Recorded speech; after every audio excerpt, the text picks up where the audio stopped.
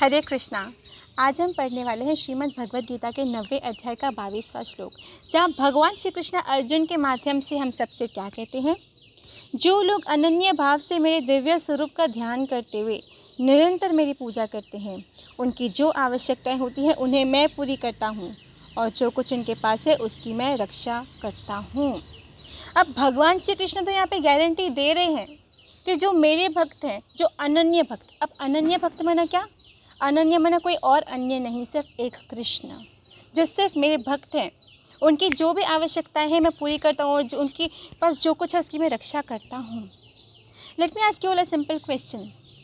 जब हम स्कूल में या कॉलेज में थे तो हमें जो भी यूनिवर्सिटी अप्रूव्ड टेक्स्ट बुक्स थे हम उसमें से पढ़ते थे और एग्ज़ाम में लिख के आते थे। क्यों? बिकॉज वी वर कॉन्फिडेंट, हाँ, कि अगर हम वो टेक्स्ट बुक से पढ़ के एग्ज़ाम में लिखेंगे तो हमारे नंबर अच्छे आएंगे और हमारा भविष्य अच्छा हो जाएगा। लेकिन आखिर तो वो किताब किसी इंसान ने ही लिखी थी ना, तो इंसान की लिखी हुई किताब पे इतना विश्वास, लेकिन भगवान के जो श्रीमुख से निकली हुई वाणी है श्रीमद् भगवद गीता, उस पर हमारा विश्वास नहीं। क्यों? इस श्लोक का रिफ्लेक्शन हमें दिखता है भक्त नरसिंह मेहता जी के जीवन में, जो गुजरात के एक बहुत प्रसिद्ध संत हुए। कृष्ण रुक्मणी जी के साथ पधारे और अपने भक्त की लाज रखी। अब विनोद बिहारी दास बाबा जी अपने वाणी में समझाते हैं, जितना तुम्हारा समर्पण होगा उतना तुम्हें रिजल्ट मिलेगा। अगर तुम्हें डेडिकेशन 100% है तो तुम्हें रिजल्ट भी 100% मिलेगी। क्योंकि भगवद गीता में कृष्ण कहते हैं, ये यथा माम प्रपद्यन्ते ताम सता एव भजाम्य हम। जैसा तुम्हारा भाव वैसा परिणाम। अगर तुम्हारा डेडिकेशन 100% है तो तुम्हें रिजल्ट भी वैसी मिलेगी। तो कृष्ण अपने भक्त का मान रखते हैं, कृष्ण अपने भक्त के लिए आते हैं। द्रौपदी के लिए भी तो आए थे। जब द्रौपदी ने सब जगह से हार पाई, सब जगह से धोखा पाया, तो उसकी रक्षा कृष्ण ने की। कृष्ण तो कब से आने के लिए तैयार थे। ऐसे कहा जाता है कि जब द्रौपदी के वस्त्रहरण हो रहे थे, द्वारिका में बैठे कृष्ण बहुत ही व्याकुल हो रहे थे।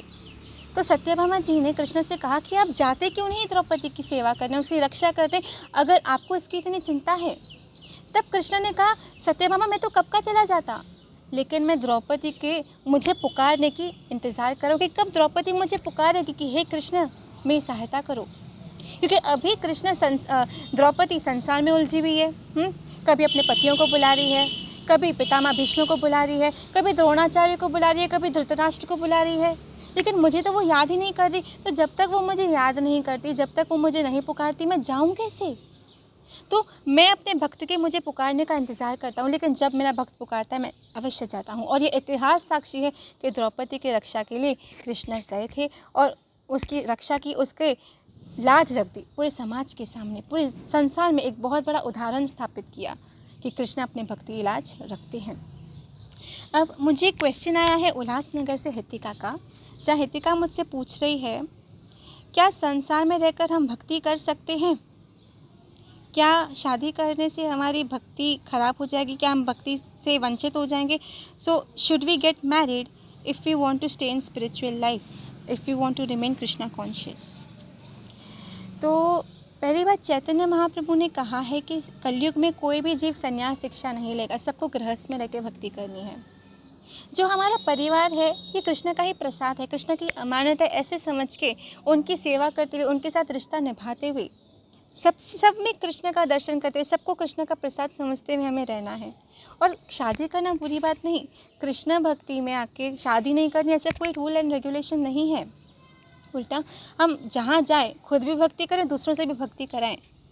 उसके लिए हमारी अपनी भक्ति बहुत मजबूत होनी चाहिए। तो शादी करना बुरी बात नहीं, हाँ शादी करके कृष्ण को भूलना बुरी बात है।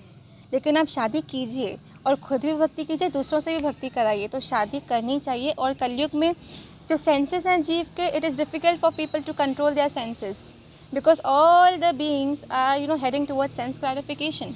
इसके लिए शादी करना बुरी बात नहीं है। और आज तो सब संत यही सलाह देते हैं कि शादी करनी चाहिए। तो हाँ, शादी बाधा नहीं बनेगी भक्ति में, अगर आप भक्ति करते रहेंगे और दूसरों से भी भक्ति कराते रहेंगे। तो इसके साथ हम फिर मिलेंगे। एंड आई होप कि हम अपना डेडिकेशन कृष्ण के प्रति 100% कर दें, हाँ, और संसार से डरे नहीं, लेकिन हर चीज़ को कृष्ण से जोड़ लें, हर चीज़ में कृष्ण को जोड़ लें कि ये भी कृष्ण का प्रसाद है, ये भी कृष्ण का है। तो संसार में फंसेंगे नहीं। जब हमारे मानस में कृष्ण होंगे तो हम मुक्त हो जाएंगे, हम तर जाएंगे। लेकिन अगर हमारे मानस में संसार है, मानस में कचरा है, तो फिर हम फंस जाएंगे। इसके लिए हमें हमारा डेडिकेशन कृष्ण के प्रति और स्ट्रॉन्ग करने की ज़रूरत है। हमें हमारी भक्ति को स्ट्रॉन्ग करने की ज़रूरत है और संसार से डरने की ज़रूरत नहीं है। शादी करना कोई बुरी बात नहीं है। हम फिर मिलेंगे and I am looking forward for more questions and I hope कि जो मैंने सीखा है मैं वही आप सबसे शेयर कर सकूं।